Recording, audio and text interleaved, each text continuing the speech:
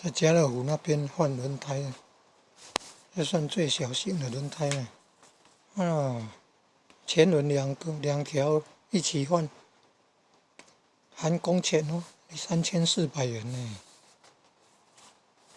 2022年5月6号，左上角那个手中放的是铅片呢，带铅呢，他说铁的成分比较多。新的外表是像银啊，像银子那个，久了你看变咖啡色还是黑色。做平衡，你看要贴那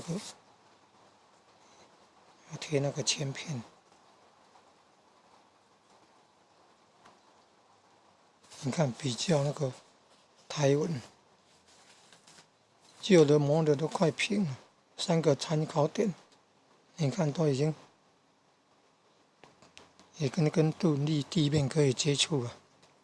新的胎纹很深，接触点还很，好像在深沟里面。磨平了，你看这跟地面可以接触了。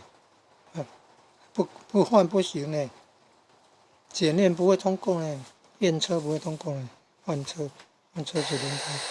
同样的啦。